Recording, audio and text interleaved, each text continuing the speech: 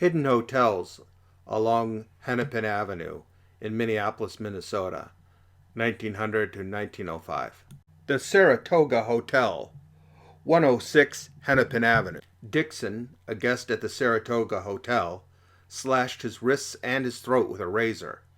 Hearing a scream, the other guests discovered him in a pool of blood. Medics tried to sew up the open gash across Dixon's neck, but he fought back against them. The Minneapolis Tribune noted that Dixon's cork leg, found standing by itself nearby, only added to the ghastliness of the scene. The Economy Hotel, 110 Hennepin Avenue. A laborer with a hard life requested a hard bed from the front desk clerk at the Economy Hotel. He complained of rheumatism. He did not want to be disturbed, but he disturbed other guests that night when he shot himself through the skull. The Vestibule Hotel, 202 Hennepin Avenue. Mr. Welch was a sleepwalker who left the comfort of his bed and walked onto the 12-inch wide ledge outside the Vestibule Hotel, right along Hennepin Avenue. Apparently sound asleep, he walked foot over foot for the entire length of the hotel until he entered the very last room. The irate guest inside would not let him go through the hotel room door, but forced him back out onto the ledge instead. Spectators on the street below watched the whole drama. Eventually, Welch shimmied down the side of the building and went back to his room. The Flower City Hotel, 204 Hennepin Avenue. The Flower City Hotel was a fire trap. The interior 6 by 8 foot sleeping stalls were made entirely of old wooden boxes, and there were very few windows offering ventilation. When a kitchen fire ripped through the hotel, 37 guests made it out alive. 3 guests thought that the front desk clerk was joking when he kept shouting, "Fire!" But eventually they saw the flames and got out. However, 2 men did not get out of the blaze because they were too hungover from the night before. Neither corpse had more than 20 cents, but one still had a half-filled whiskey bottle.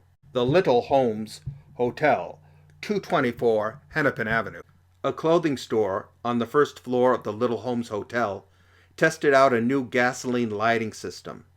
This quickly set all the racks of clothing on fire. Guests in the room above barely escaped suffocation. They were only saved when a policeman ran inside and woke them up. One gentleman proved very difficult to persuade. Despite the billowing smoke, he hesitated leaving the hotel because he was not properly dressed. The Granite Hotel, 253 Hennepin Avenue. A male guest was beating up a woman inside his room at the Granite Hotel.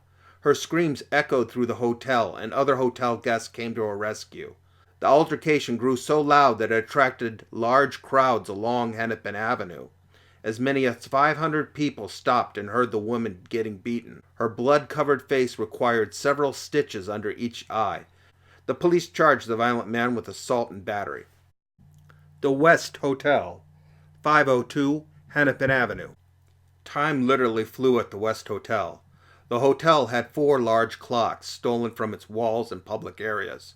In September 1900, a thief ran off with a large 115-pound marble clock that he had pried loose from the woman's lounge.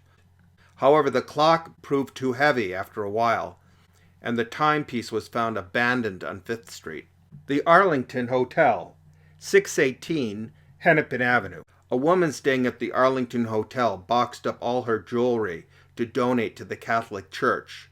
She then sent a message to a priest that her jewels were going to be her gift after her suicide.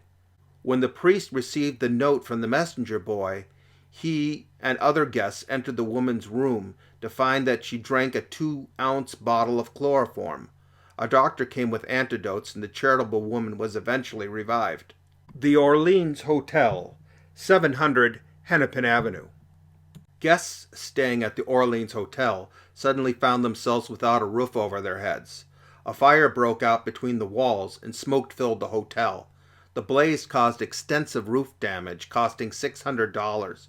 Salvage crews were able to save all of the hotel's furniture, but the carpeting was totally ruined. This presentation gives only a small sample of the hundreds of lurid hotel stories appearing in my 2 books. Both of them are available on Amazon.com. Please subscribe to my Hidden Stories YouTube channel. Many more stories are to come. My website, www.luridhistory.com, indexes all the street presentations. You never know if you might be passing right by one of those stories while you're walking downtown.